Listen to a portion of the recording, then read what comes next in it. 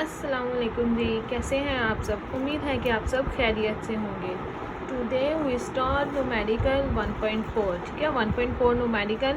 The statement of the numerical is rewrite the following in standard form. Standard form, what is standard form? Basically the meaning of standard form is कि वो quantity या वो answer हम लोगों ने find out करना है जिसके बाद हम फर्दर उसके ऊपर कोई भी मेथड अप्लाई ना कर सकें। एक स्टैंडर्ड फॉर्म आ जाए हमारे पास जो हमारा आंसर होगी। ठीक है, तो एज इट इज़ जैसे हमारे पास न्यूमेरिकल नंबर के 4 पार्ट थे, इसी तरह से इसी के भी क्या हैं 4 पार्ट्स हैं। The most easiest numerical of chapter number 1 and it is also give in MCQs। ठीक है, MCQs में भी हमारे पास स्टेटमेंट दे सकते हैं और एज अ शॉर्ट क्वेश्चन एक क्वेश्चन के 2 टर्म्स या 2 पार्ट्स बना के भी हमें ये क्वेश्चन दिया जा सकता है। ठीक है, सो हम न्यूमेरिकल स्टार्ट करते हैं। न्यूमेरिकल का फर्स्ट पार्ट है जी हमारे पास 1168 10⁻⁻27।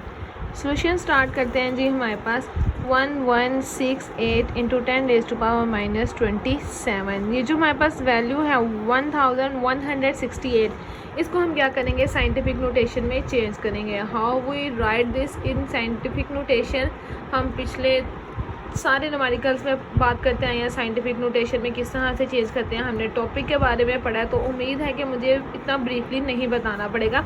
I am just directly right this value in scientific notation 1.168 into 10⁻⁻27।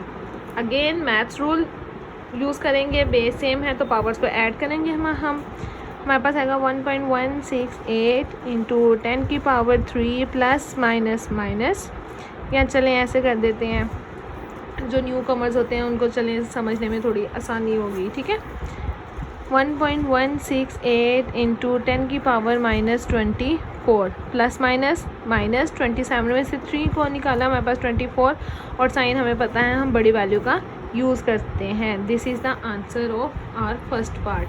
Second part है जी हमारे पास 32 इंटू 10⁻⁵। ठीक है, सोल्यूशन स्टार्ट करते हैं हम 32 इंटू 10⁻⁵। 32 को हम किस में चेंज करेंगे साइंटिफिक नोटेशन में 3.2 पॉइंट लास्ट पे था, जितने नंबर आगे मूव करवाया उसको 10 की पावर में लिख देंगे, मल्टीप्लाई 10⁻⁵। 3.2 बेस सेम है, पावर्स को ऐड करेंगे 1 + 5 तो हमारे पास आ गया जी 3.2 into 10⁻⁶ and this one is our answer. Third part है जी हमारे पास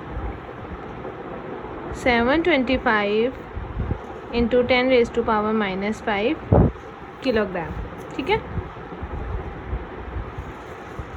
725 इंटू 10⁻⁻5। अब देखें ऊपर हमारे पास कोई भी यूनिट गिवन नहीं था, ना हमने उस यूनिट की वैल्यू को यूज़ किया था। यहाँ पे हमारे पास है किलोग्राम, तो firstly we use the value of kilogram as we know that kilo is equal to 10⁻3.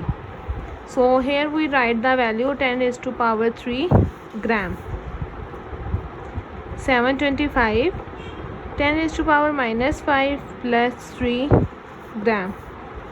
725 into 10⁻⁻2 gram. Is it clear?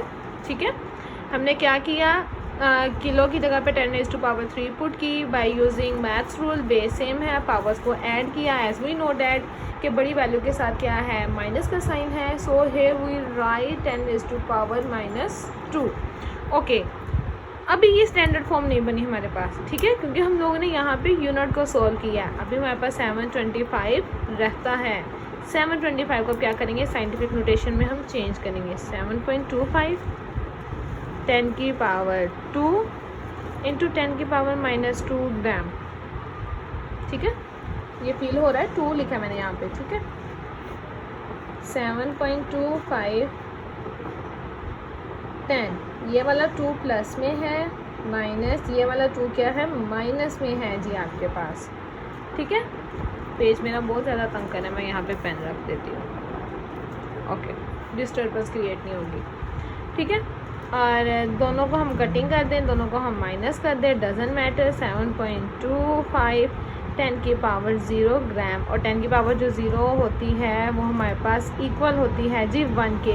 उसकी वैल्यू को पुट कर लें, या कोई भी नंबर है हमारे पास, 10 के अलावा भी कोई नंबर है, 2 है, 3 है, 4 है, 1000 है, जिसकी वैल्यू 0 होती है वो हमारे पास हमेशा 1 के इक्वल होता है, ठीक है। तो यहाँ पे जब 1 पुट करेंगे तो हमारे पास आ जाएगा 7.25 gram, and this one is the answer. Okay ji, last part की तरफ हम मूव करते हैं। लास्ट पार्ट है जी हमारे पास 0.02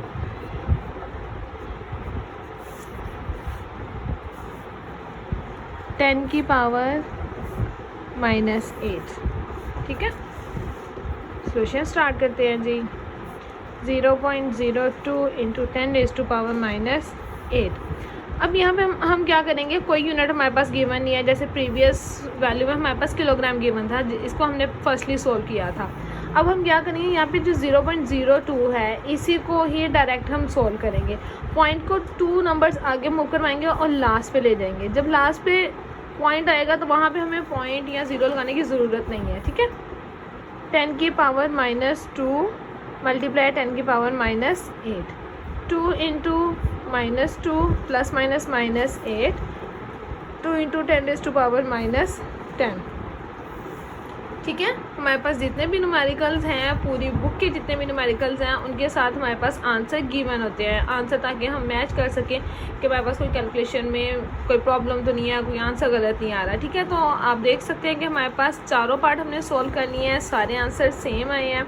इसी के साथ हमारे पास 1.4 न्यूमेरिकल कंप्लीट होता है। न्यूमेरिकल की लाजमी प्रैक्टिस कीजिएगा। अपना बहुत सारा ख्याल रखिएगा। अल्लाह हाफिज़।